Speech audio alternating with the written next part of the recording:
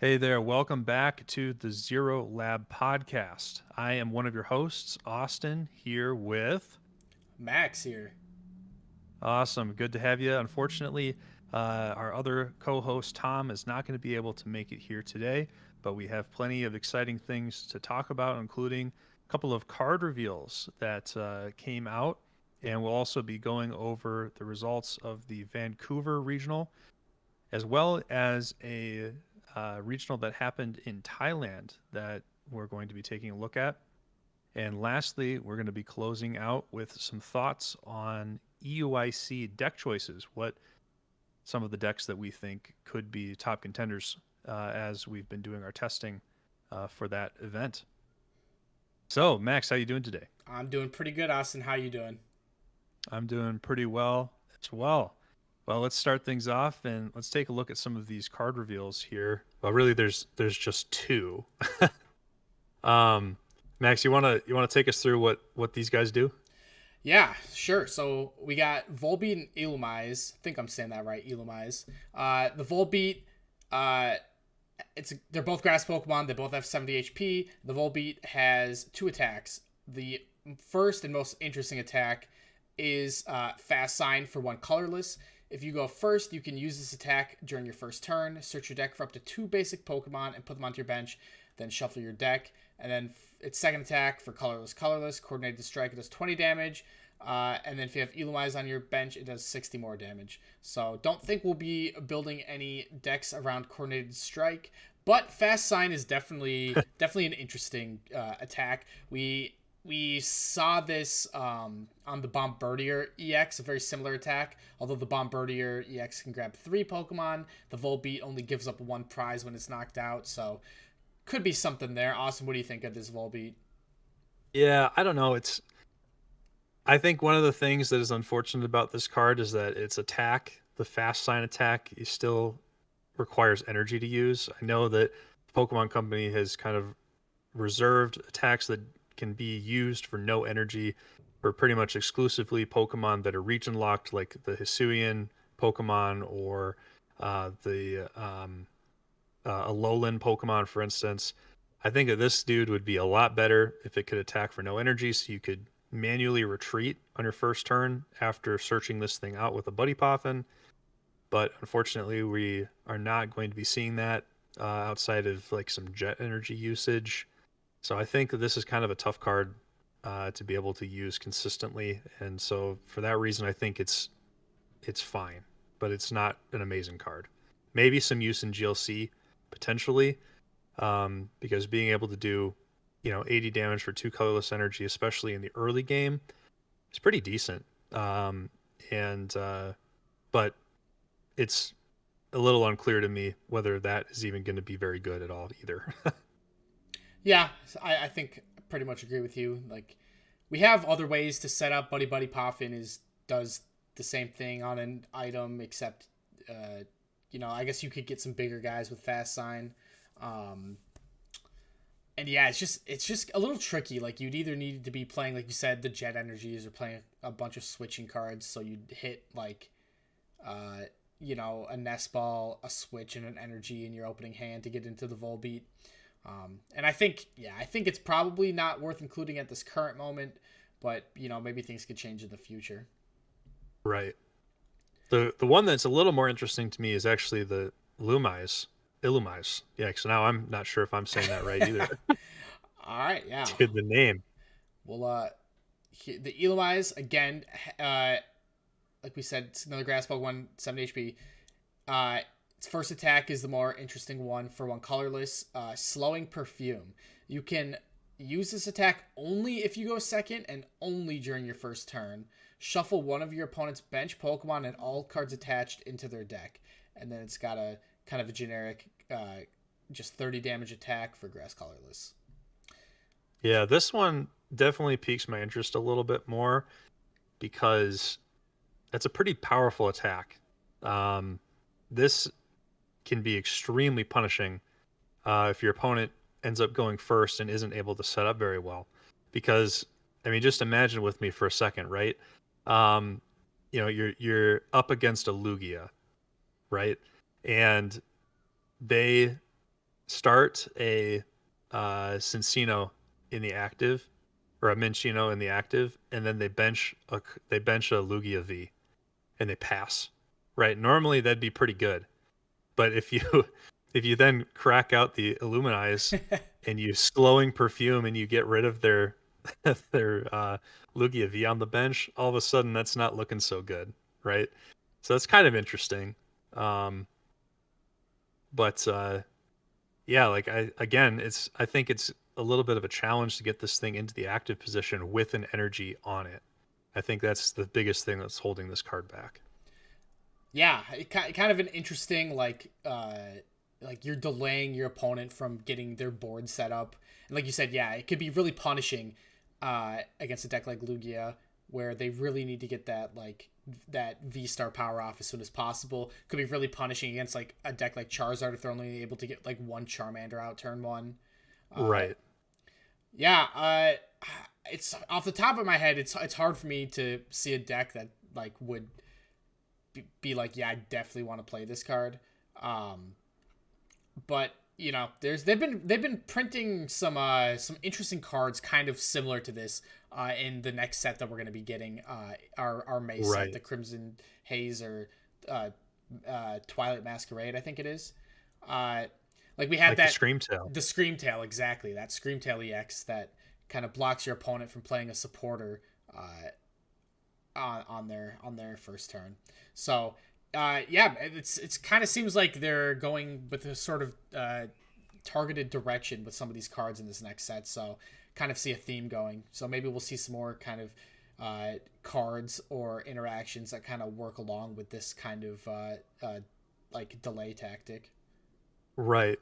To me, it makes me wonder if they're trying to continue to just slow the format down a little bit, Mm-hmm. um, by introducing more of these cards like this. Because, like, the reality is that if any of these cards do start becoming meta relevant in any way, the format inevitably is going to get slower, just simply because it's harder to play the game, basically, right? Like, if Screamtail starts becoming really popular, um, it starts making going first even worse, than arguably it has been.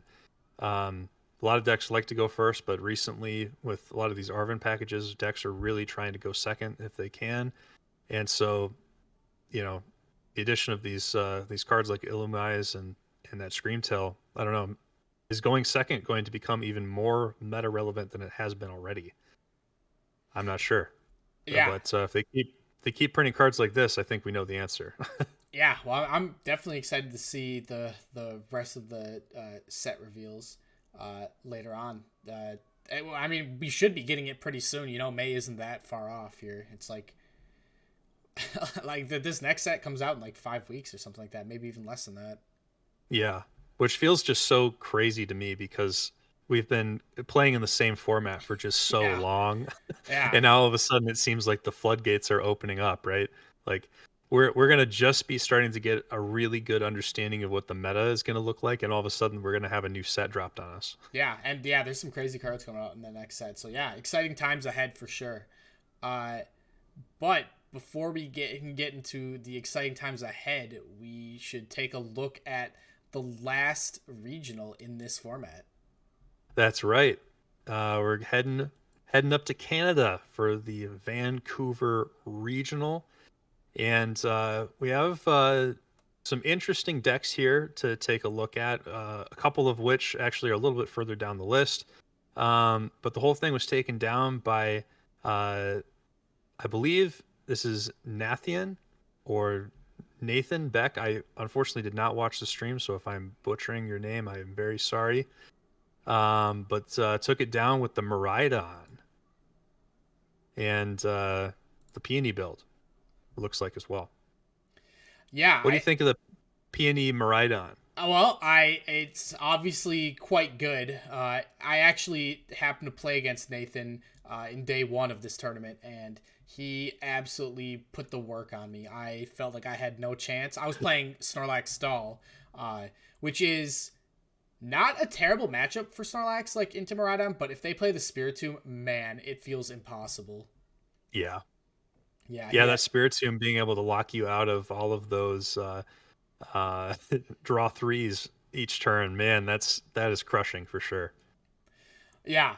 Yeah, But yeah, Nathan definitely knew how to play that matchup very well. He played against it in finals. So after he had destroyed me so handily, I knew he was getting that W when I saw he was hitting stall in that finals match. Um, I guess some interesting things to note in Nathan's list. He's playing two Miraidon, which is pretty standard now, but he's got the two Raichu. I think seems like mostly for Charizard. That's like one of your best attackers into the Charizard. You got two yep. copies of the Mew EX, two copies of Iron Hands. So leaning really hard into these, not playing any Raikou, which is something that I don't think we've seen too often from these Miraidon lists. No, that's a really good point. Yeah, the lack of Raikou V in this list definitely is pretty stark once you realize it's not there. I actually missed that completely until Max, you just pointed that out. So that's very interesting. Yeah, but did play another V in the list in this Luminion, which is also something we haven't really typically seen these Miraidon lists play, but just really valuing finding like supporters to get like set up in this game, just finding his research, finding his P&E, finding that boss late game. I think it makes a lot of sense to just have that option. Yeah, absolutely. I like this. I like the Luminion here. I think it makes a ton of sense, and this is a really cool list. Also, something that you love to see is the peony with two Pokemon catcher. Um, Yeah, just in case, right? You have that ability to uh, basically peony for quote unquote a boss with 75% accuracy if you're using two of these. But these Pokemon catchers allow for you to just be a lot more aggressive in the early game or in the late game after dropping a professor's research or something like that, which is pretty cool. yeah, I like the inclusion of the catchers a lot. I think it makes sense in this type of deck when you're just trying to be very aggressive, and just get into your powerful cards like those electric generators. And yeah, got the two copies of EXP share to just like make those Raichu plays easier as well. I know you said you didn't get a chance to watch any of the matches, but you should when you get a chance go back and watch his. I think it was top four. It was either top eight or top four. He played against Mew, uh, and man, he that's a tough matchup, and he showed you how Tough you win that matchup. matchup. Can you guess how he won one of the games? My guess is that he won at least one of the games by knocking out exclusively Genesect. Am I correct about that? Not well. Maybe he actually. I don't think so. But he Okay. did. He won game two with a donk actually. Oh, really? Yeah, he donked. He got a donk That's off. It was pretty that's so crazy. sick. Yeah, Yeah, it was you well love to played. see it, Yeah. especially against Mew. I'm happy to hear that. Can't He wait that Mew's stood in the dead. way of Mew getting its last final possible victory. So he's a hero for that for sure. I, super, absolutely. I raise my glass to that. 100%. All right, Oh so man. let's take a look at the second place list. Dennis Peroff on the Snorlax. Yeah. And playing the crab, which is one of the things you notice right away, which Max, tell us a little bit about that. I know you have some experience with this. Oh man, people were not so much on the crab. I think up until more recently. Now that pulse rotation testing's been more in full swing, and people are like, "Oh yeah, Chiyu's pretty good." Um, I have been playing stall for most of this format, and I played exactly one cup without the crab in my list, and it was the least fun I've ever had playing stall. I think the Crabominable V is so cracked. Just a way to just mill two. It like especially at a regional when sometimes like you have to play around your opponent like Iono trying to Iono stall you and like turn maybe a definite win for you into a tie. Just being able to like take turns off the game just with the Crabominable V is it's so strong, and like so your opponent really has to play around it, and they don't always do that. Yeah, I just think the Crabominable V is just like such a good tool in the deck that it was crazy to me that people weren't playing it before. Yeah, I know some lists absolutely. were, but like, yeah, definitely, I think it was more popular not to. What do you how do you feel about the supporter lineup here? Is this pretty standard, or was there any changes or innovation here? No, this is super super standard across the board. This is exactly the supporter lineup I played. I think the only thing that some people like might be doing differently is like possibly I've seen some people playing like 3 copies of Iono. Um, Okay. but overall, I would call this a very very standard list. The Yeah. one like I'd say the most interesting card in his list was the Pokemon League headquarters. Um, Sure. which we haven't seen very much. It definitely helps like your Roaring Moon matchup and your Miraidon matchup a little bit. If you're only playing one, I mean, it doesn't help it that much, but it can like buy you a turn here and there. Right. So yeah, I think it's not a bad card to include. Yeah. I'd wonder how if he said the card was like sick in the list, or if like it was okay, or if it didn't do that much for him. But I think a lot of people expected Roaring Moon to be very popular at this tournament, which it was. So I can see uh, wanting to include like 1 copy of this to just even buying one extra turn against Roaring Moon can be a difference maker. Right. That's definitely true. I mean, one turn can mean the difference between a win and a loss with the deck like stall, 100%. So that is pretty interesting. One thing I guess I'm noticing is I thought some of these lists were playing more than one Avery, but maybe I'm misremembering that.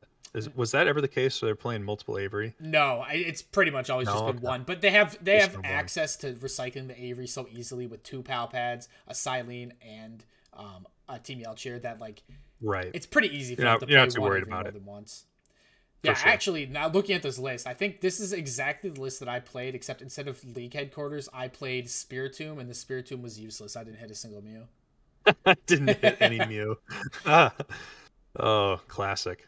Well, awesome. Good work on a second place finish there with a good looking Snorlax deck. Then we've got a couple of Guardy lists Yeah. from Lucas and Rowan. We'll take a look at Lucas's list here first, and immediately we see the 19 Pokemon, which is something that, of course, has been pretty popular. Really valuing that Cresselia. Some people I know were cutting the Screamtail. Um, over the Cresselia, but usually, when you see whenever you'd see a 18 Pokemon list, that one of these two was usually what was being cut in favor of Jirachi still staying in the list. But we also see the Luminion V.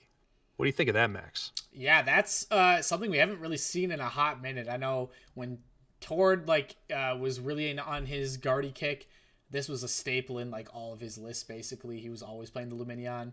Um, Interesting to see the Luminion without the Sealstone because I felt like that was one of the big selling points to playing the Luminion is that you had 2 targets in your deck for a Sealstone target. Right. But we don't see the Forest Seal Stone this time around. So I guess just like making sure you are hitting like a draw supporter on your like first turn that you can play supporter in, I guess, which makes sense. I feel like most of the games that you lose as Guardy is oftentimes going to come down to, oh, I just didn't get set up. So having any of your Ultra Balls being able to become like an Iono is pretty good, I think. Yeah, definitely super strong. And another thing I'm noticing here is we have a fabled no VIP list, That's right. and you love to see it. This is wild. 3 Super Rod in this list. That is something I don't know if I've ever seen before, but I can definitely understand the value of a triple Super Rod. Yeah, I actually played against somebody who was playing Guardy with triple rod in day one. And Guardy is something I would call like a pretty okay matchup. This list probably wouldn't be very favored for Stall to play against just because they're playing Turo Boss Palpad, and that's really hard for Stall to overcome. But even if you're not playing the Palpad, having triple rod makes it so much easier for you to be able to like Ultra Ball away your blue guys and then just rod them back in, and you still have 2 more rods after you do that once.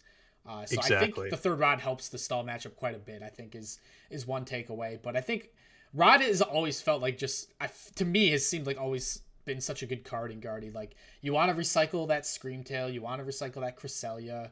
Uh, you don't feel bad about having to Ultra Ball away like a Shining Arcana early to get like your board set up. So I think Right. to me that makes a lot of sense.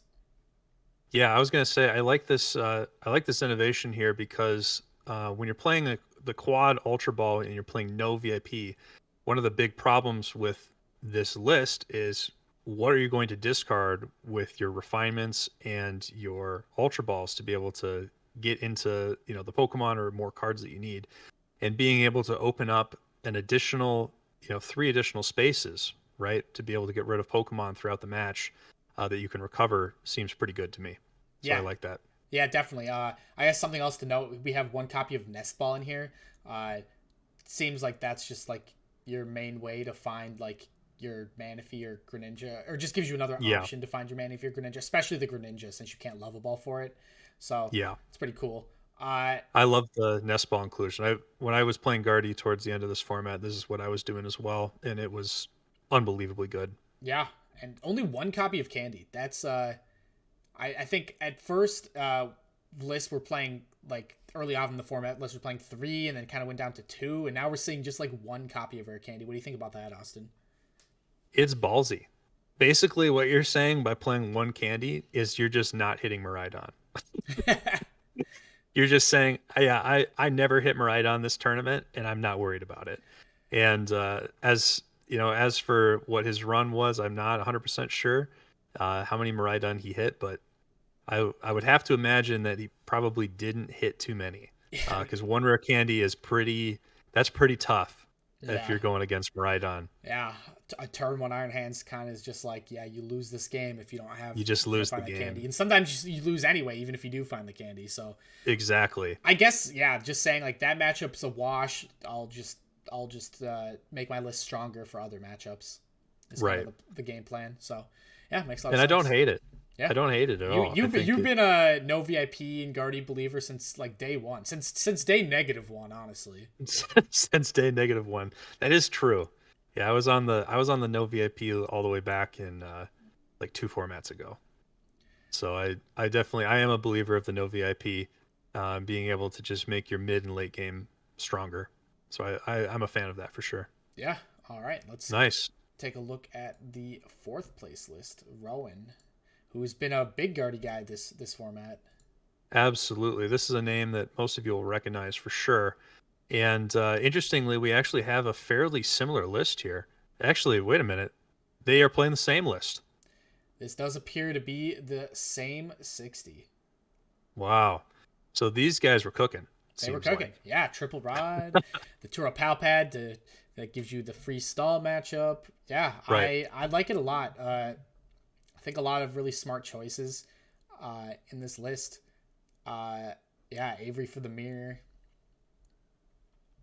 Yeah, Yeah. yeah. I guess we've said pretty much all we need to say about this 60, but obviously very Right. strong if it got two spots in this top eight here. Exactly. The two people playing that exact 60 both made top four. So I would say that definitely accomplished something, Yeah. which is really cool. All right, Moving coming on in to fifth place, fifth. we've got Colin rocking the Fusion Strike Mew. This is one of those decks that you either love to see it or you hate to see it. I'm on the hate to see it list, but Mew came out and was able to make top 8 here, which is pretty exciting for Colin. And let's take a little more in-depth look at the list here. Yeah, I think first thing to note, playing that Ice Cube, I know like when you're playing Fusion Strike Mew, there's a couple options on which of the one prize attackers you're gonna include, or even just the one prize guys. Like there's the Orcorio, there's the Deoxys, the Meloetta, the Ice Cube. Those have all seen play in the past. But opting to go with the Ice Cube this time around, probably see to me seems just like one, it's a good way to deal with Spiritomb. Yep. Uh, and two, pretty decent into decks like Gardevoir or Charizard. You can take an early KO with the Ice Cube, just sniping those guys out. Um, but yeah, I think overall seems like a fairly standard list, I'd say, is in terms of what we'd come to expect with Fusion Mew. I guess some interesting things to note. I guess I haven't really been paying a ton of attention to Mew lists recently, but only playing one Nest Ball, playing 4 Ultra Ball, 1 Nest, 1 Heavy Ball. I think the heavy ball is kind of an interesting inclusion. I don't think lists were typically playing that before. Just saying, like, nest balls clog up my hand too much, so heavy ball is just a better. It's always burnable and is usually going to get you a Pokemon anyway. Right. And since you're playing two one ofs, you know, being able to snag that Ice Cube or the Meloetta out of the prizes in a critical moment, um, certainly I'm sure had some value throughout the weekend. One thing that's interesting is three Cramomatic. I know that that number oftentimes is four, but then you see there's four lost vacuum, which is that seems like a huge number of lost vacuums. But to be honest, I've not been keeping up with some of these, some of these lists to know if that's unique or not. Yeah, I think just Giratina has been so popular, and Giratina lists are currently typically playing like 4 Path to the Peak. So just giving Right, yourself another option to get rid of some stadiums. And then Vacuum was also just good at just emptying your hand anyway. It does the same thing as Cram, right, right? Like Cram, you have to discard an item and then you can maybe find a card. Vacuum lets you get rid of a card from your hand as well, getting rid of 2 because you're playing the Vacuum. right. Uh, You can get rid of your own path. You can get rid of a path in your hand with the with the lost vacuum. All kinds of stuff you can do that you can't do with Cram. yeah. And so yeah, I think that makes sense. Yeah, we've been pretty much seeing just like 4 Cramomatics throughout the entirety of Mew list for the most part. But yeah, going down to 3, adding that 4th vacuum, I think that makes sense. Yeah, Does it make sense to me? makes sense to me. Awesome. All right. Well, we can take a look here at Charlie's List. This is another name that people will probably find familiar. And we're looking at another peony build of Miraidon here. And this one is opting to play the Raikou with only one Raichu V, so a little bit of a difference from the first place list in that sense. Otherwise, it's looking pretty similar to me here. Pretty similar, but Um, I'm spotting an interesting tool here. let's see. What is this future booster energy capsule doing in here? That is making that Iron Hands hit 20 damage harder as well as giving it free retreat. Yeah, That is so very interesting. I think that maybe this gives you like another line into Charizard decks, right? Because now this is allowing you, if they set up the Pidgeot, you can take 3 prizes on the Pidgeot EX.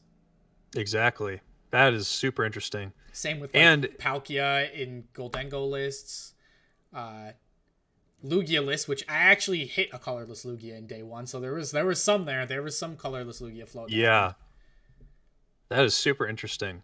I would be really interested to hear how many times this ended up being relevant for wins. Yeah, Because that's a very cool inclusion there. yeah, and also like I mean, we know how strong having a pivot in Miraidon is, because lists have been playing this Mew EX. They've been playing in the past that Zeraora, the Flying Pikachu. Those have all seen Right. play Miraidon just for the fact that they have that free retreat and can pivot. So just having another option of that free retreater in your deck. You have 2 town stores, so you can pretty easily find the Future Booster Energy Capsule in there. Right. Yeah. Yeah, Super, super yeah, interesting. pretty cool tech. I Yeah. like it. I do too. Theoretically, I think that can really swing some matchups your way. Yeah, Awesome. and I thought of sometimes uh guardy lists, they could like they could set up like an Arcana with no damage on it, and this just still lets you take 2 prizes on it. Right. That's true. Yeah, that is the ideal thing if you can pull it off. Um, but yeah, having that future booster capsule says nope. That is not going to be an option for you this game. Yeah. All right. Yeah. Pretty cool. Moving on Moving to on.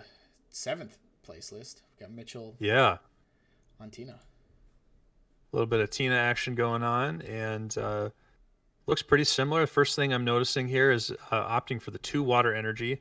I know that there has kind of been an eternal debate between Tina enjoyers whether to play 2 or whether to play 3, or I have even see some people go crazy and play only 1 just to head fake. Yeah. But pretty yeah. So made the choice for just the 2 water energy, And yeah, the list looks pretty solid to me. Playing the kind of the standard supporter lineup, and although we do see Polka gear, is that a typical include? Yeah, we've been seeing that in lists. I believe one of the recent regional wins that Giratina won had a couple poke years, one or two poke years. So Okay, yeah, just really very cool. valuing finding that Colress early, and then if you get your hand disrupted late, you still have other outs in your deck to finding your own Roxanne potentially, or that boss's Right, orders. absolutely. Yeah, playing that Spiritomb, uh, it definitely like is nice to have. I know some people maybe expected Mew to jump up in popularity a little bit just because it's the last tournament you can play it at. But Right. also that Spiritomb really hits Roaring Moon pretty hard. Yes, it does. Makes that matchup a lot easier. And so I think the Spiritomb is pretty good. Yeah, your Roaring Moon matchup can be pretty tough. So anything that gives you a little leg up on that is definitely helpful, I think. Yeah, absolutely. Cool. Well, this is a good list here. Yeah, seeing the four paths of the peak again, Max, kind of like what you said earlier, is kind of the choice that people have mostly been making with Tina. That was another debate for a while. Yeah. Um, do you play three water energy, and do you play three path to the peak or four? So pretty interesting there. Yeah. All right. And then finally, we'll jump into this eighth place list here. And maybe we'll take a look at a couple of the other interesting decks that finished highly. But we got Yeah. this Zard list here. Pidgeot Zard. Uh, yeah, Austin, what do you notice right away about this list? Is there anything unique about this list?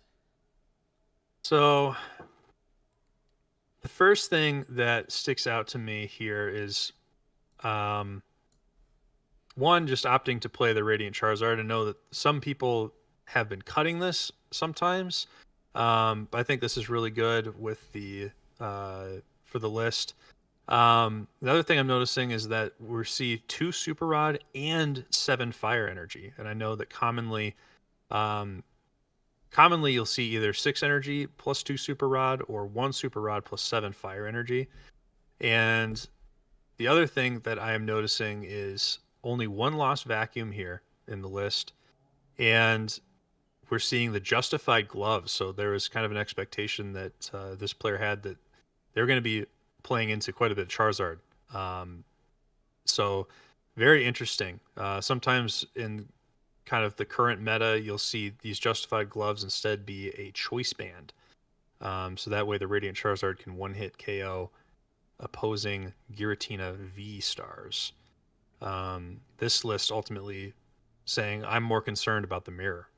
So those are a couple of things that immediately stand out to me. Yeah, I'm also seeing 3 copies of Arvin, 3 copies of Iono. I've seen some lists experimenting, cutting down on their that quad Arvin count that's been such a staple of the deck, and Right. adding in other like supporters that have more of an impact late game. This list playing three Iono, so that's I guess something interesting. Yeah, that is a good point as well. Yeah, sometimes you'll see um, four Arvin, three Boss, three Iono, no research. Sometimes you'll see, um, yeah, I guess that's what I see most often. Mm-hmm. But sometimes even just two Iono. Um, I've seen that a couple of times too. Yeah, just really valuing that hand disruption. Uh, yeah, this list seems like it's built to have a decent Tina matchup, right? That Radiant Zard is so good into Giratina, Right. and yeah, just having more hand disruption to deal with them is pretty good. We also see that one Yeah. copy of Lost City, which is a card that this deck was playing in a 3 count. Not that long ago, couple Right. months ago. Uh, just a single copy in it now, but maybe just respecting that rise of Gardevoir that we've seen over the last several weeks. Absolutely. Yeah, Lost City can really punish Gardevoir players, particularly if their pricing isn't very good. So, very interesting, very interesting include there too. Sure, that had some value over the course of the weekend, if I had to guess. Yeah, definitely. Uh, yeah, let's let's move on to some other lists that have been popping up here. Uh, One thing I want to take a look at here is yeah, this the 10th place uh, Entei Valiant list. yeah, hail. Now, one of the things that we've been seeing here is we've seen kind of the 1-1 barrel get squeezed into some of these lists. And now, folks, we are seeing the 2-2 barrel in this list, as well as bumping back up to the 4 Valiant and 3 Entei. That sometimes is also bumped down. We've seen 3 Iron Valiant and only 2 Entei V occasionally. Um, this list is not playing the Spiritomb. And so no Spiritomb, and then there would have been another cut somewhere else for the Bidoof barrel line. And but really interesting to see, just really valuing, you know, not losing in the late game to to a Roxanne or to an Iono that just hits at the right time. Yeah, super cool to see this deck do well and probably one of its last showings of its lifespan. Uh, Right. I guess yeah. Now that I'm looking, we're not seeing the Metacham actually, which is something that I just noticed. Yeah. Yeah. No Medicham. Um, there's 2 technical machine devolutions Yeah, instead of just one, which is really interesting too. And yeah, this is a really interesting, super interesting list. Very interesting take on Entei Valiant. yeah, pretty cool. All right. And then I know the 18th place list we wanted to take a look at here too. Yeah, definitely. Kobe Kawasaki on Zoro box. And we are seeing the Zero Box with the Curlia engine, and obviously, right, refinement, being able to discard all of these stage 1 Pokemon that you want in the discard pile while also simultaneously giving you draw power. Pretty strong. And one of the things that I think is probably the most wild thing about this list, in my opinion, is the supporter counts. We're seeing triple Arizu, Yeah, triple Arizu, which allows you to search your deck for 3 evolution Pokemon that don't have a rule box. And man, you're able to play that, getting some Curlias in play, getting some of these really key Pokemon into the discard pile, into like right away early by these high counts of the Arizu. I can definitely see how this deck was cooking people. yeah, yeah. It's pretty cool, right? Like Arizu does so much for the deck. It finds your Zoroarks, it finds your Curlias / your Gallade, and it finds all of the stuff that you would want to use the attacks of. And so, yeah, this just makes me a little bit sad that Zoro box will never get to have that new ace spec. Like I that was know. exactly what I would love to see. It just It would have loved that would have card. loved to see that. Yeah, unfortunately, this I would have loved to see a top 8, a Zoroark box top 8 at some point, but it just couldn't quite get there.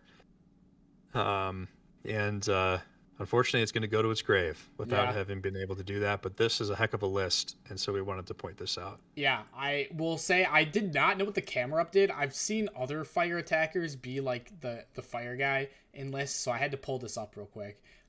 Yeah, Basically, it does 120, and then you can discard fighting energy. So if you have a reversal on there, you just discard the reversal, and then you do 240.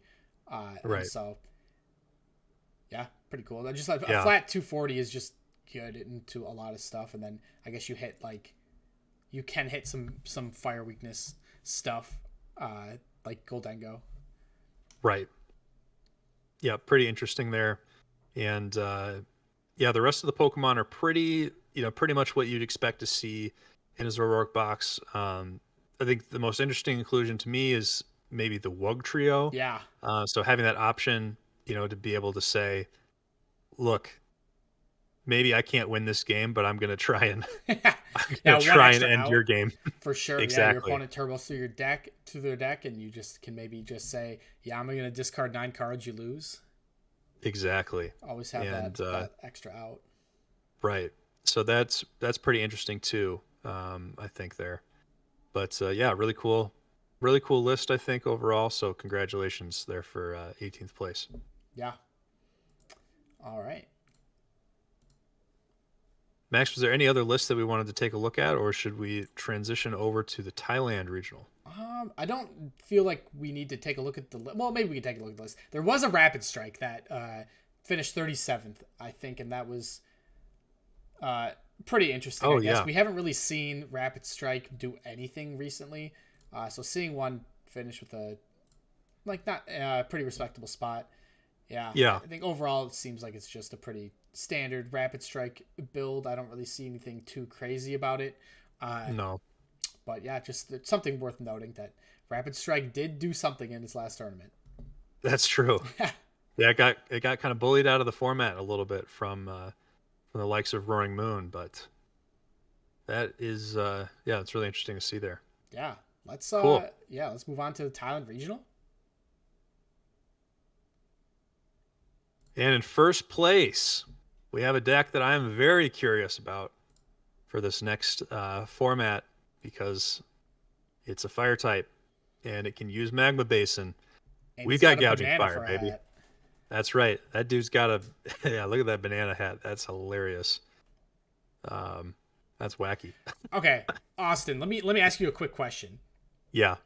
If I told you that Thailand was having a regional, uh, it's in this temporal fates or temporal forces format. I'll Yep. give you 20 guesses as to what's going to win the tournament. Do you think you would have been able to get this in 20 guesses? In 20 guesses, Because I don't think I could have. I did not. This deck was not on my radar. like That's for sure. like like this exact list No, just is, I would this definitely say type. no.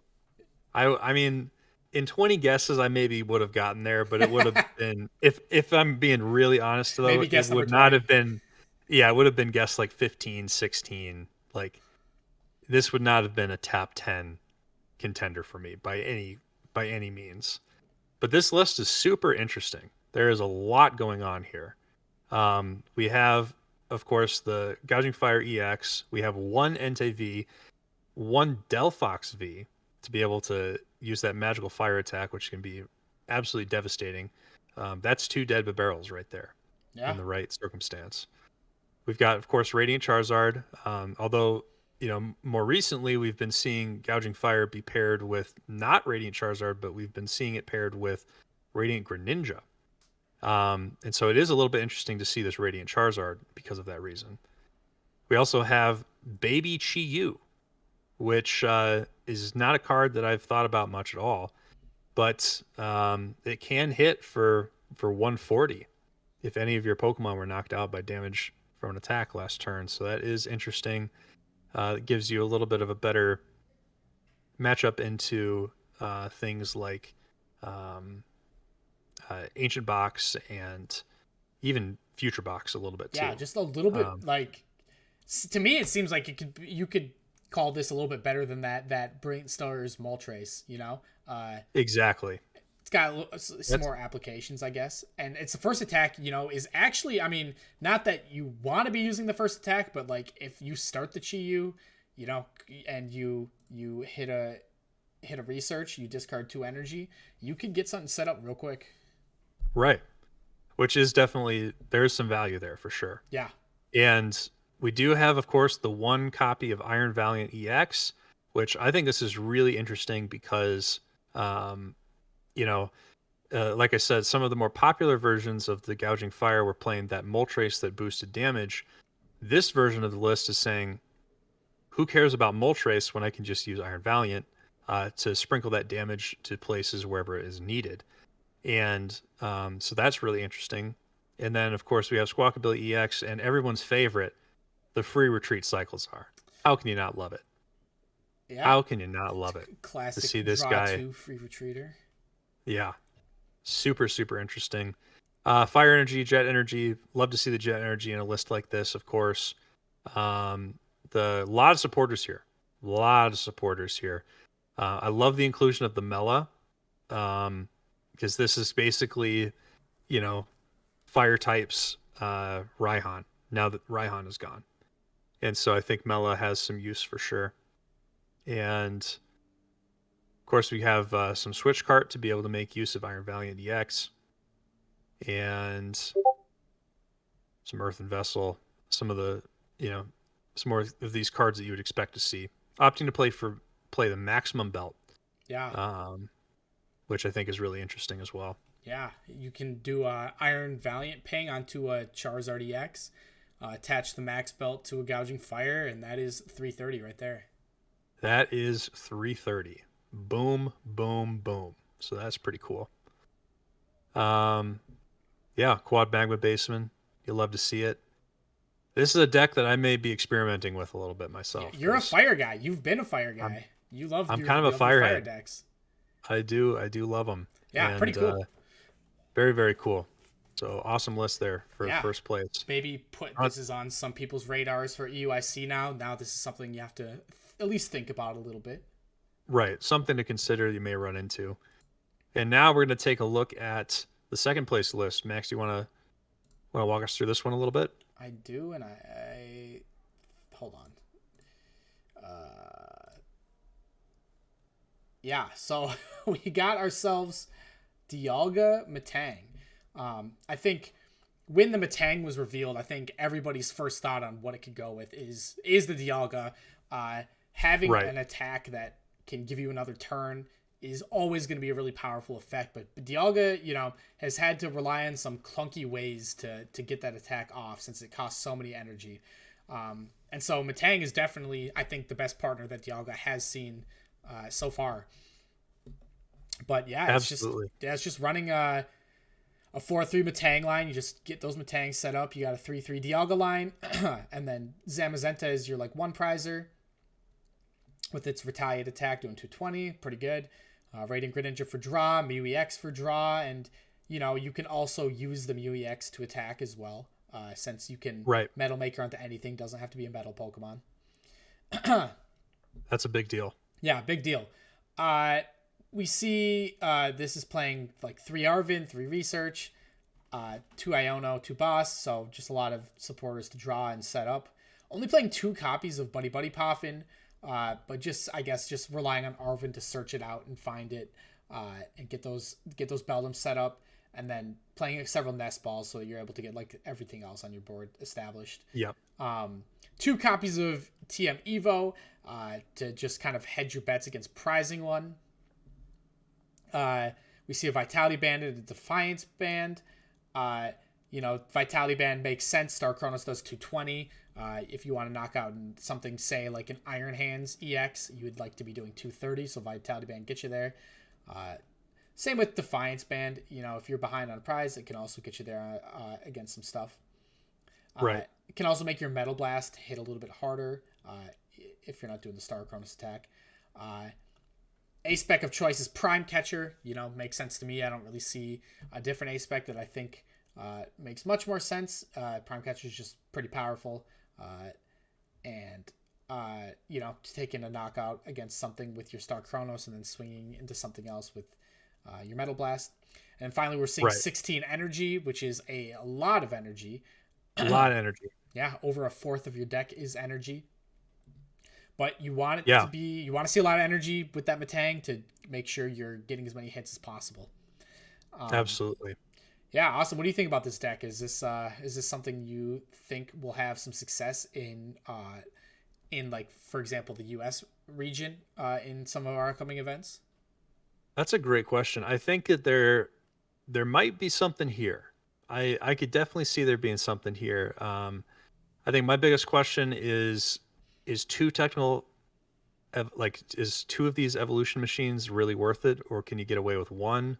That's a question I have. But otherwise, I think that I don't know, like the general vibe of the deck seems to make sense to me. So I have not played any games with anything like this, but I could imagine this being an extremely fun deck to play, and I would imagine that there's some serious pop-off turns that this deck can have too. So that's pretty interesting. The biggest question I have, I think, is that there's no onboard draw support, Yeah, and that's the thing that scares me the most. I mean, you do just have have that Radiant Mew. Greninja, and yeah, you have the Mew, but is it enough? I Yeah, don't know. that's kind of the biggest question in my mind with the deck like this. And really that goes for the gouging fire list too, but super interesting. Yeah. And something to me that kind of sticks out a little bit is a supporter that's omitted. You would think that if there's ever any deck that Adamant would be good in, it's a deck that's playing 16 metal energy, but we don't even see Adamant. So Right, just I guess that card kind of stinks, It seems on paper right. it seems pretty strong. Discard two metals, find two of any card in your deck. That's pretty good, but yeah, I guess a lot of the times the cards you're going to want to find are going to be like TM Evo Buddy Poffin, and Arvin does that for free without having to discard Just as metals. well. Yeah, Exactly. Yeah, Arvin that's a find for really the good Prime point. Catcher. Yeah, Arvin's maybe just a better better Adamant. better Yeah, adamant. yeah. Tough. Tough out there, man. Nice. That's a cool list there. Moving on for the third place list, we have Lost Box. And um this is looking like an archetype that's going to continue to still have some power behind it. Yeah. We've of course got the four comfy. We got Sableye, Cramorant, Radiant Greninja, Roaring Moon, Iron Hands, Hoopa EX. That's right. You heard that correctly. Hoopa EX. And then Manaphy, Iron Bundle. Very critical card for Sableye or for Lost Box decks to be running these days, to be able to pitch those annoying cards like uh, Fluttermane from out of the active slot. And lastly, we have the Spiritomb tech. And yeah, a lot of cards we see here are about kind of what I think you'd um, expect to see in a Lost Box deck. The only question I think for me is I would maybe like to see four Nest Ball and four Buddy Poffin, but um, that's a little picky, I would say. Pretty cool list here. All right, yeah. Something I do want to bring up though, Austin, is we've spent the last format just being tormented by Mew. So when we see a Spiritomb in a list, we don't think much about it. But Mew was not legal for this tournament, and we still see the Spiritomb. That's true. Yeah, and Roaring Moon isn't really a thing anymore. So I think this Spiritomb was just like maybe for a Lugia counter, Right. Yeah, just I trying to mean, stop the Luminion. I guess it trying to also stop hits like Luminion, yeah. Charizard by proxy as well. Stop their Rotom, stop their Luminion as well. So I think that's Right. what we're seeing the Spiritomb for. So kind of interesting. I think a lot of people speculated that Spiritomb would be out of a job just like Drapion is with the rotation of Mew. But yeah, still finding its way into some of these lists just to stop some other Yeah. archetypes. Yeah. I mean, one of the things that's really cool about Spiritomb, of course, is that it is a valid target for Buddy Buddy Poffin. And so, you can slap this thing on the bench just about at any point in the game incredibly easily. And so, including the first turn, Yeah. super easy. If you start a comfy, you buddy buddy coffin for another, or buddy buddy poffin for another comfy and a Spiritomb. That could be a really valid opening play if you're going against something that is going to be trying to utilize one of those V Pokemon that are still very powerful in the format. Yeah, and also, yeah, like you said, the Hoopa EX. Anyone out there who doesn't have their Hoopa EX yet, time to buy now. The stocks are going up. This card has been popping up in pretty much every Lost Box deck now. We've been seeing it very often. So yeah, definitely a card on the rise, which is maybe not something I would have expected. I didn't think the card was very good when I first looked at it, but yeah, been seeing some Yeah. success overseas. Yeah. Energy Crush, certainly an attack that can be very powerful against some of the decks that are going to be expected to be really popular, like Lugia, like frankly even Lost Box itself. With continuing to be a Mirage Gate build, you might see some use for Hoop EX. Um, Maybe even some of these gouging fire decks. Energy Crush can be relevant in too. So there's definitely some use for this. Yeah, pretty easy way to respond on like an Iron Hands, which will be a pretty good attacker into Lost Box decks. Right. And almost one of the most obvious things that this is a strong counter to is any Arceus decks. Yeah, This can one hit Arceus if they have just 3 energy on board. And so that is something to think about as well. So if you're worried, if you're concerned about some kind of Arceus deck that is going to be able to, um, utilize, Vulpix V Star or be a fire Arceus, this Hoopa is a pretty decent answer to it. Yeah, pretty cool. All right, moving on. We have a couple of Tina lists in fourth and fifth place. Yeah. Tina is not really expected to be as good. Losing Path is kind of tough for it, I think, but um, still managing to get a good finish here. Yeah, Um, we see that Iron Leaves EX make its way into the list. Yeah, I think that's a natural synergy there. You're already playing the grass energies. It gives you a much better time into Charizard. Uh, right. yeah, so just that inclusion makes a lot of sense. We see in terms of new cards, we're seeing a couple Buddy Puffins, three of them, and it's kind of funny. The only card in this deck that Buddy Puffin can find even is the Comfies, but just really valuing just getting a bunch of Comfies down on your Right. first turn. Absolutely. Yeah, Comfy, of course, just the absolute lifeblood of of a deck like this. So being able to get two for free seems pretty good. Yeah, we see the Rescue Board, another new card in the deck. I think Air Balloon was really good in Lost Box decks before. I've really enjoyed playing Air Balloon on a Comfy, and so the Rescue Yes. Board, yeah, pretty strong as well. We see Prime Catcher as the ace spec. Again, makes a lot of sense. I guess you could opt to go for something like a max belt in order to, do 330 to a Charizard EX, but maybe you're just saying the Iron Leaves does that well enough. Prime Catcher just makes me better into other stuff. Right. Yeah, I kind of like the Prime Catcher being in these Lost Zone decks. I think is a very natural fit. Being able to Colress and Prime Catcher in the same turn, while also acting as a switch card for yourself, seems like triple value. Yeah, yeah, Just super. It's just everything you want to be able to do in a Lost Box deck, and you can do it for free. yeah. So seems good. Yeah, we also see Nice. this Lost Vacuum in the list, which is a card that I have always thought has been pretty good in Tina. A lot of times it'll let you Mirage Gate a turn sooner, which can Right. be really, really, really, really relevant for sure. I really like seeing the Lost Vacuum a lot in this list. I think it makes a lot of sense to see that. Uh, Absolutely. you see a What do you copy. think of the Forest Sealstone? Yeah, that now that's a pretty crazy one, right? Like one of the main selling points of Lost Zone Tina is that you have an attack that can KO anything once you have 10 cards in the Lost Zone. So playing a card that would make it so you can't do that anymore seems a little bit counterintuitive. But I think that this card makes sense in maybe decks that you don't really need to be doing a free knockout where you're already knocking everything else out regardless. Right. Something like Ancient Box where you're already pretty much able to just like shred through anything that they have. So just one more consistency card, and I guess I would rather for a Seal Stone, for a Colress on turn two and like get into the game than like miss and hope and like and then miss Right. without being able to find anything or do anything. So just giving you like an extra out in your deck to just get set up, and sometimes it's better than holding out for the V Star power. Right. Exactly.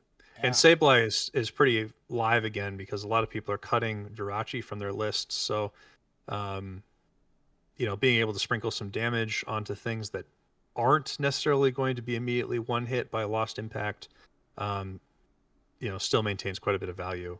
So, make some good points there. yeah, for sure. And then finally, the last thing I really want to touch on is the Temple of Sinnoh. We have Mist Energy in the format now, and so having a way to turn off Mist Energy, even turning off V Guard against Lugia, so you can do 280 to a Lugia. Also turning off Mist for your Sableye makes sense. The having just the one count, like I guess you probably don't want to invest too many resources too many spaces in your deck towards this, but it seems like it could be hard to find sometimes. But I guess that's what we got the Forest Sealstone for. Right. And some anti synergy between, wanting to rely on jet energy quite a Yeah, bit. well in your own list. So I think it's an interesting include, but it also feels a little bit difficult to be able to deal with effectively sometimes. But pretty interesting. Yeah. Let's take a look at the fifth place Tina list. Yep. And Looking pretty similar. looking Only pretty two buddy dang poffin in similar. this one though. Yeah, it looks like they cut a Poffin for a second vacuum. So really, really valuing that like vacuum, just to make your getting 7 in the lost zone a little bit easier. Again, I'm a huge Right. fan of vacuum and Tina. I like this list a lot. Yeah. I think it's good. Still opting to play the Forest Sealstone. We have an Artisan instead of the Temple of Sinnoh, and because of that, bopping the Jet Energy back up to a 4 count. Yeah, Which also, I'm just realizing I cannot believe Jet Energy is a $4 card. That is wild to me. I know. Who would have thought that? Who would have thought? Yeah, Pretty sure I bought mine for like 25 cents a piece. you're ahead of the curve. Head of the curve. Wild. All right. Cool. And sixth place, we looks like we have an Arctina, and you love to see the Ditto. I'm a big fan of the Ditto Yeah. in a deck like this. You know, if pre 151 you asked an Arctina head, would you like to play with 5 Arceus V in your deck? They would say, yes, I would. So Yes, I would. yeah, so just kind of allowing you to do that in a way. You know, if you don't start the Ditto, it's just an easy Ultra Ball target for later in the game, I guess, or Right. a vacuum target. So just giving you one more extra out to finding that Arceus V, and which will allow you to have your most powerful turn 2 if you start the Arceus and get the attach on it. Yeah. Yeah, I like it a lot. And playing the Radiant Gardevoir as well, which of course is a fantastic card in the mirror, but in addition to that, also a very powerful card against Lost Tina, Yeah, and just really being able to force some awkward decisions, um, as to how much you actually are going to invest in the Giratina versus some of the other cards. So really interesting inclusion there too. yeah. I mean, we saw there was quite a few Tina in this top 8. There was 3 decks that included a Tina. So Tina stocks are maybe not as in decline as people maybe thought. Exactly. Maybe it's going to be continuing to just hold on. Um, it's got something going for sure. Yeah, But I like this list. I think it's pretty cool. It's pretty standard Pokemon lineup. Expect to see the Iron Leaves now, which is of course that really good answer to Charizard, um, and yeah, I think this is pretty cool. Playing the Maximum Belt, which I think plays with Arceus V incredibly well. yeah, Being able to one shot pretty much every basic V and basic EX in the format seems powerful. yeah. Allows you to reach Wouldn't you that one say? shot on the Zard too. Exactly. Yeah, one shot on the Zard with Tina V Star. So a lot of usefulness of the Maximum Belt in an Arceus deck. Yeah, I'd say the biggest card the biggest card this deck lost was Path to the Peak, and so we see 2 copies of League Headquarters coming in to replace that. Definitely, to me, it seems like it's the most disruptive stadium in the format currently. So, yeah, makes sense to see it. It can maybe slow down some of these lost box decks that want to be attacking with like their Roaring Moon or their Iron Hands. Right. Make Yeah, it pretty just a little interesting bit to more see. difficult. Yeah, Definitely. Cool. On to a little bit of mill. a little bit of mill action. Got some great tusks going on, and I'm not as familiar with how these lists are typically built, but based off of what I'm seeing here, it looks about to be what I would expect. Um, Playing the double turbos and the fighting energy. Um, I like the triple earthen vessel just to be able to make use of the radiant Greninja, as well as being able to get those energy into the discard for Professor Sada's. We of course see the Airy and Erica's Invitation, very powerful cards for decks like this. Um, yeah, Max, what do you think? Any notes Yeah, I guess Here. just we've seen the Airy in lists in the previously. We've seen the one of Airy, just saying like, yeah, I mean, my whole strategy is to play an ancient supporter, but Airy is so dang broken that I will forego playing an ancient supporter to play Airy because it's so good. Right. Makes a lot of sense. But we haven't really seen the Erica include. That's a pretty unique include. Um, Yeah. I guess sometimes uh, instead of going for the mill win con, if you say you airy them and you see, oh, they got a Manaphy in their hand, you can hit them with the Ericas and then you can go for the Mawile lock. Right. Playing Which two is really Palpads, interesting. right? So you can potentially use the Erica multiple times. Right. So just giving yourself like another line to go for, which I think is pretty cool. But other than that, yeah, I think pretty standard to what we've come to expect from this list. No comfy, which is something that we Right. saw a recent list that did well do was the comfy rescue board. We still see the rescue board in there, but no comfy. So I think that's kind of interesting. Uh, that we're Right. still seeing that rescue board instead of maybe like just another switch card, but uh, maybe you just want to go into the Mimikyu every turn and do other things, I guess. I don't know. I think the rescue board is a little bit it's okay, I A little guess. suspect. A little Yeah. bit, but maybe it's like I don't know. It's okay, I guess. It Yeah. basically is the same thing as another switch card, I suppose. Yeah. Pretty interesting, but yeah, I suppose you can throw it on. You can throw it on the Mimikyu, you can throw it on the Mawile, Yeah, or even the Radiant Greninja, I suppose. But yeah, I wouldn't mind if you're playing the rescue board. I definitely wouldn't mind to see a copy of Comfey in the yeah, list too. uh, Otherwise, pretty cool. yeah. We'll take a look at the final list in the top eight. Just gonna be Turbo Hands. Turbo Hands. So we've got the 4 Iron Crown EX. Those, of course, boost all of your future Pokemon's attacks by 20 more damage, and that does stack. It is cumulative. And so you can have your Iron Hands be hitting for as much as, and I know this sounds crazy, 200 damage with Ampy very much. Yeah, That and is with that not future including booster, you Future can even hit Booster, 220 with Ampy very much. which is just kind of gross. But that is the world we live in now. Yeah, I think right away something that I like about this list is playing 4 Iron Crowns. A lot of the lists that we've been seeing have been playing 3, which I always thought was kind of crazy. Um, just what you can open up by playing 4 total copies of it. Right. Only playing 3 hands, so it seems like they maybe cut a crown for a hands, but we are playing 1 copy of Super Rod, so shouldn't be too difficult to get some of those cards back. And then something else we haven't really been seeing is a copy of Iron Leaves in this deck. Right. You're definitely hurting your electric generator percentages with including a couple grass energies in there, but maybe that's okay, giving yourself like a better Charizard matchup. Right.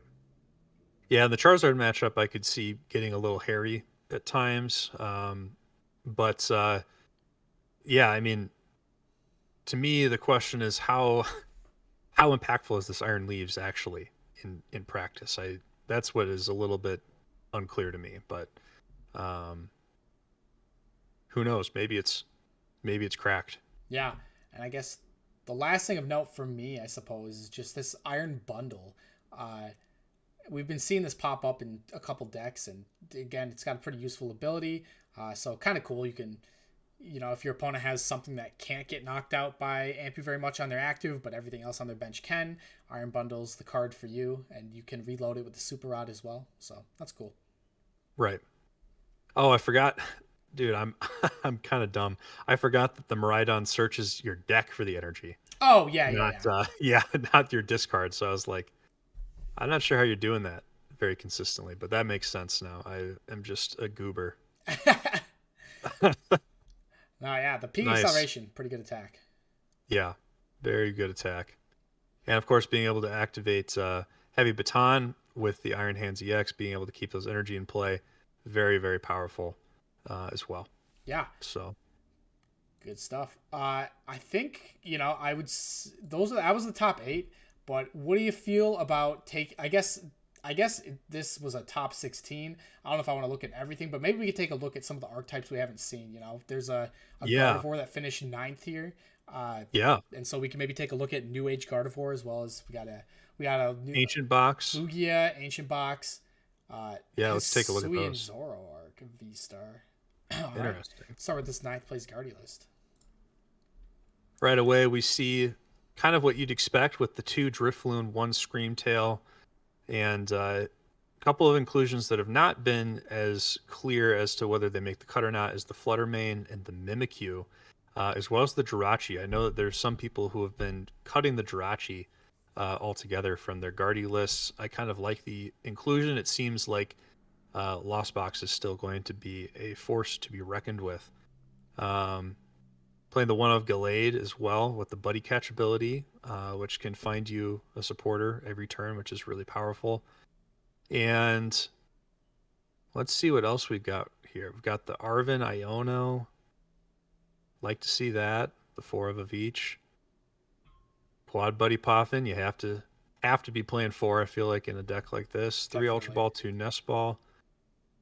I can respect that. That's pretty cool. Um, double Vessel, double Rod, double Catcher. Playing the Heavy Ball, Wonder Candy. Playing the Damage Pump. I kind of like this. Yeah, the damage pump is a very cool included in the list. You can find it with your Arvin. Just allows you to hit different numbers with your Screamtail and Drifloon. Um, so that's kind of cool. I like it a lot. Yeah, I'm a big fan of that. And for the stadium, or we're playing Hero's Cape, of course, one of Luxurious Cape and one of Bravery Charm. The stadium of choice here looks like it is Pokemon League headquarters, which is interesting. I definitely can see the value here of just being concerned about, you know, a lot of these basic decks that frankly can kind of poo poo on Guardy right Yeah, now. So I kind of like the idea of being able to run this to reduce the chances of just getting absolutely obliterated before you can do anything. Um, and of course, by doing this, you're sacrificing playing Collapse Stadium, which they do play a Professor Turos scenario, so there still is an option to be able to get that EX off the board at a critical turn. But overall, I like this list. I think it seems like it is pretty good. yeah, pretty cool. Playing the two Evo as well, so really valuing getting the not prizing one, which is something we saw in Exactly. one of those previous lists too. Exactly. Yeah, just really, saying if I prize double Evo when I go second, then rip me. Nice. Let's take a look. You wanted to take a look at this Lugia here too. Yeah, we can see how things maybe have changed since it won that Champions League tournament. This one's playing a 3/4 Cinchino. I think that's different, right?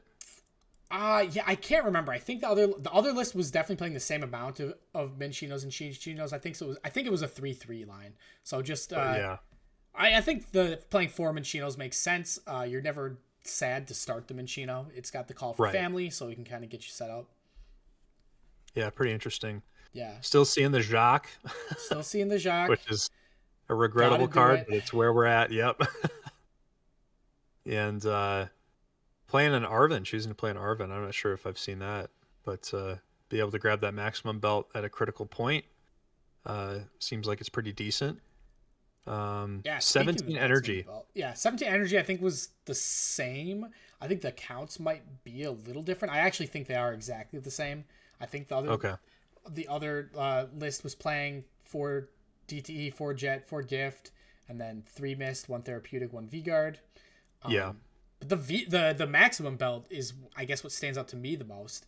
Yeah. Because I think the last list was playing Master Ball. Right. That's true.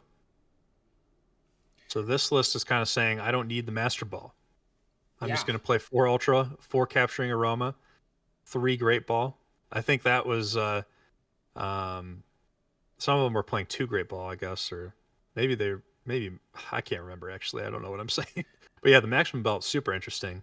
yeah. I'm like Um, thinking about. about the maximum belt math, and I guess it would allow your Snorlax to do 230, which I guess could be pretty relevant. It doesn't seem too relevant putting it on the Lugia, and the Minccino can already hit 330. So I don't know how much I like the maximum belt, actually. I feel like you can already hit the numbers you need to with that Chinchino, but I guess it just gives you an option into like Iron Hands Well, or something with the Snorlax. here's the thing: is that if you can't attach return onto the Cincino or the Chinchino, then the maximum belt is pretty big. Sure. Um, so that would be a scenario where, like, if you have, you have Arven in hand, but you have no energy in hand, you can double Archeops, and that gets you to 280, right? But then if you can Arven for the maximum belt, that gets you to 330. Yeah, I suppose that uh, the math does check out there. Uh, just giving you one more out to hit in that 330, I suppose. I feel like in this deck, my problem isn't not having energy in hand; it's having too many energy in hand, though. Yeah, I suppose that's probably true. So I wonder, yeah, the maximum belt. I Seems a wonder little if it's like like, overkill, but maybe it's maybe being able to, like you were saying, hit 280 a little bit or hit 330 a little bit easier with your Chinchinos is good, but also being able to hit that 230 number with your Snorlax. right. Yeah, interesting. Very interesting inclusion there. But cool list for sure. Yeah, let's take a look at this ancient box Yeah, here. definitely. So we've got Quad Moon, the baby moon, Quad Koraidon, which that does 30 for each of your ancient Pokemon in play, so that can top out at 180 damage, which is pretty good. Pretty good. Um, 3 Fluttermane, which of course, fantastic opener against Lost Box. Um, and it can even be good against like if a lone Radiant Greninja gets stuck in the active or something. Yeah. Um, super annoying. Um, 1 Slitherwing allows you to hit for weakness, fighting weakness, but throw a Defiance Band on there, and all of a sudden you're one hitting Arceus. So that's something, I guess. Yeah. And a 1 of Great Tusk. Just Pretty giving you that interesting. mill option at the end of the game. Yeah, Pretty cool. pretty cool. And of course, we see 4 of the 2 supporters, Vitality and Guidance. And then 1 boss, 4 Nest, yeah, 4 Vessel. Like to see it. Let's see here. Anything? The Awakening Drum, of course, is in this deck. Yeah, that being Very the powerful A spec card. of choice. I know there's been some debate between that and like Prime Catcher, but the Waking Drum is pretty cool. Yeah, Just you want to have a board full of like Roaring Moons probably on your board, and so just drawing into some of your combo pieces is cool. Be able to find a supporter when maybe you would have missed it otherwise. I mean, right. just a card that a trainer card that draws is always going to be pretty strong. Always pretty strong. Yep. And then Ancient Booster Capsules. yeah, um, Artisans getting your dudes out. yeah, it's funny because there's been a lot of debate, I think, in the Ancient Box supporter community over whether you play Artisan or whether you play Pokestop. And this guy said, I'm going to play them both. I'm gonna play both. That's true. Yeah, you're playing a lot of item cards, so your Pokestop is gonna hit. In addition, Pokestop has some really great natural synergy with Vengeful Fletching. For doing 10 more damage for each ancient card in the bin. So you don't necessarily mind, pitching some of these Pokemon and stuff like that. Um, and of course, sometimes it's just a draw 3. So Definitely. there's also that. Pretty cool here. Yeah, I don't know how high are you on Ancient Box for this next format because I feel like it's a deck that I'm a little bit lower on, but I could be convinced. This kind of finish, is pretty solid. So maybe it's got Yeah, I some mean, legs. this is definitely a good finish. I think it could have some legs. I think that it has some pretty glaring weaknesses. Um, I think the fact that you don't have a lot of onboard draw is scary to me. Yeah, I don't love that. I'd like to see some kind of something in here just to be able to protect your end game a little bit better. Um, I mean, the other thing is Explorer's Guidance is kind of a difficult card to play. Yeah. And you really have to be playing four of at this point. And so I think that that's a difficult supporter. It can kind of cook you out of some games sometimes, just by virtue of existing, like having to play it. Um, so I don't know. I think I'm a little bit lower on Ancient Box myself right now too, but there's always time for more ancient cards may get printed here in Yeah. the future. Yeah, So I agree with you on that Explorer's Guidance thing. It is one of the worst feeling supporters I've ever had to play in a deck. yeah, I do not like it. no, it's very similar to like having to flower select, but just worse, Yeah. just way worse. Like I don't know, this card could have read put three of them into your hand, and I think it still would have been fine. Like you get three, you discard three. I don't Yeah. know, That would have made it a lot better for sure. but who knows? Maybe that was too strong Yeah. when they were testing, but a cool list for sure. I guess And fine. lastly, do Take we a look want at to take a look this. at this Zoro? This guy, yeah. We haven't seen him in a minute. No, we haven't. We're playing Zoro V Star, of course. Being able to smack for some big numbers, can um, easily hit for 280. Um, once you've gotten set up, we have the draw engine being the Dodrio. Get to put a damage counter on Dodrio to draw a card. So with three of these out, you can draw three cards each turn, which is pretty good. Of course, we see this Gengar being able to get itself back from the discard pile and place damage counters on it. You love to see it.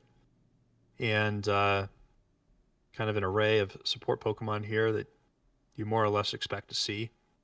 Manaphy helping protect the Dodrio. Radiant Alakazam is pretty interesting. This, when combined with Gapejaw Bog, can act as some damage modification. So you love to see that too. Yeah. And we got a four of count of the double turbo energy, of course, and then a 2-2 split of the jet and the gift energy. And the other thing, of course, to mention is that this Dodrio can very much turn into an attacker itself. It's got a great Um, attack. it's got a great attack. 30 more, does 10 plus 30 for each damage counter on this Pokemon. So that can max out at how much damage is that, Max? We've got 280. 280. If it's got That's 90 It has damage 9 on it. damage on it, which is quite a bit. And if you are absolutely crazy, you can also attach Maximum Belt You sure to can. either of these guys to just bump those numbers up even more. So Yeah, this deck loves pretty to see powerful. maximum belt, I think for sure. Oh, it definitely does. It was basically what it was missing. I would argue. Um, the fact that it couldn't one hit KO a Charizard V Star was kind of a big deal, Yeah, and now it can. now it So can. I'm a big fan of that. And you can And find that maximum belt pretty easily, honestly. right. It's very easy to find because of the V Star's ability, which is just a free professor's research. So Yeah. you can be digging through your deck like a madman. Yeah, and you play that two copy of Cypher Maniacs as well, so you can just put the maximum belt along with something else on top of your deck, and you can zooming draw into those two cards with Yeah, two zooming draws. Yeah, really strong. super, super cool. I like this list quite a bit. This is Yeah. going to be one I'm going to have to play around with, I think. Yeah, I really like the Silene too. I'm a really big believer in Silene in this format. I think I am too. with Maximum Belt and Prime Catcher, being able to Silene that back on top of your deck and draw into it, so you can potentially get three uses out of your Maximum Belt if the Pokemon it's attached to gets knocked out, because you can use it, gets knocked out, you Silene it back on, you use it again, gets knocked out, you can Pal Pad your Silene and go again a third time. So you can get Exactly. multiple uses out of that Maximum Belt in this deck, which is I think is cool. Super, super cool to see. And yeah, I like the way this deck is looking for sure. I could definitely see this being a top contender here. Yeah, right there with you. Awesome. Well, that was cool to be able to go through all those and have a little bit more of an in-depth look at some of those results with the decks. And definitely given me some ideas that I want to start cooking with. Yeah, we have UIC coming up pretty soon. So, I'm sure some people are kind of keeping some of their uh, more wild and more wild ideas, in the bag until UIC. We'll see some truly crazy stuff come out then, I think. I'm excited to see what Sanders got cooking up for his list here. Um, but yeah, there's not too many more days left until that championship starts. So That's right. yeah, I think everyone's in their final phases of picking a deck and working out the list they're gonna take. Um, Austin, Absolutely. yeah, if you were going to UIC, what do you think your top two deck choices would be? So if I were going to EOIC, which unfortunately I can't this year, but if I was, I think one of the decks that I would be grinding pretty hard right now is Bibzard, Yeah. um, because I just think it's just a very clearly powerful deck, and I think that even even just to be able to have a really strong idea of exactly what each turn tends to look like and what is really possible, if I was able to get 20 games in of that or more, I think that that would be really valuable. So that would be one I'd consider. And to be honest, another one that I think that I would be interested in trying out now that I've seen these results would actually be uh, that Hisuian Zoroark deck. Um, I think that it seems like it has a lot of potential upside, and I think that you're going to be able to start one hit KOing things so easily. And I think this format is still relatively aggressive. And so being able to be an extremely aggressive deck on your own that I would imagine draws pretty decently, Hmm. if I had to guess, um, seems like it would have some upside, I think. Um, Lastly, just because, I mentioned this earlier, I'm a big fan of Magma Basin. And so I think the final deck that I would be kind of thinking about would be something that is utilizing that gouging fire. Um, Yeah. I think that that would be really interesting. But those would be kind of my choices that I would be focusing in on. And then, you know, ultimately, what would I end up actually deciding? It probably would end up being Charizard in this case, just being early in the format, not trying to be too flashy with a deck choice. But that's probably where I'm at.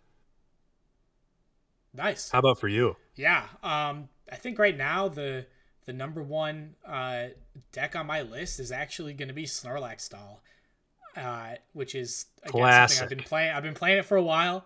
I wasn't initially as high on it going into next format as maybe some other people were, but I think my opinions come around a little bit since then. It's got a lot of great matchups. It's got a great matchup into Charizard, which will likely be the most popular deck, I think, if things follow overseas and online tournaments. And it's got also like a great Chien Pao matchup, a great uh, Iron Hands Turbo Iron Hands matchup. It's got just good matchups across the board. It's got a little bit tougher of a matchup into Lugia. So I guess if Lugia is really popular, then maybe Stall isn't a great pick. But yeah, I really like thinking about Stall for UIC. If I don't play Stall, I'll probably end up on Chien Pao. I think Chien Pao just the power levels is there. It does so much. It's pretty consistent with the new inclusions, and I think it's just mostly got a lot of good matchups. Uh, if I were to throw a third deck into the ring, that's a little bit on the more niche side. I think I would be taking a look at Lost Zone Gudra, which is something that I've liked to play in the past as well. Um, but I think there's something there. I think it's kind of got a tough Chen Pao and Goldengo matchup, but it can do some things into some of the other decks. So I think I'm gonna mess around with that a little bit, see if there's anything there. But I think some people have been saying that Lost on Gudra maybe has got some legs this format. Yeah, that's super cool, man. If Lost Gudra was able to make a comeback, that would be Oh yeah, huge. I'd be a big fan of that. It's always tough when there's a lot of one shot in the format, and with Chinchino and with Chien Pao, with Goldengo, there definitely is some one shot, but you get mist energy, so you can't get one shot by like Roaring Moon anymore, or the Giratina V Star power. Right, Yeah, Tina. so maybe something Yeah. there. We'll have to see. Yeah, definitely missed energy is a big inclusion. Big inclusion for Gudra. Yeah, Frankly, it's a big inclusion for a lot of decks, I think. yeah. I think a lot of decks are pretty happy to have the option of including that in their lists. Unknown G, baby. It's Yeah, basically back. it's back. Big Super parasol. cool. Yeah. Big Parasol. Yeah. Much better than Big Parasol, though. Or, well, maybe it's not much better, but It's not bad. It's not bad. It's up there. yeah, it's good. Um, Awesome. yeah, I think that's gonna do it for us this week. Thanks for tuning in. Glad to chat about some of the recent tournaments and stuff. And I guess yeah, I'm looking forward to going over the results of UIC pretty soon here, and maybe we'll have some more card reveals coming up. Uh, but yeah, if you don't already follow us, check us out on Twitter at the Zero Lab. Uh, check out our some of our other videos on our YouTube channel. Yeah, we've been trying to put out content every day, and the channel's been doing pretty well. Thanks to everyone who's been watching. So yeah, I really appreciate it, and let us know if there's any kind of videos you want to see, any kind of content you'd like to see us start trying. And yeah, we'll see you next time. Absolutely. Thank you so much for your support, and we will catch you later.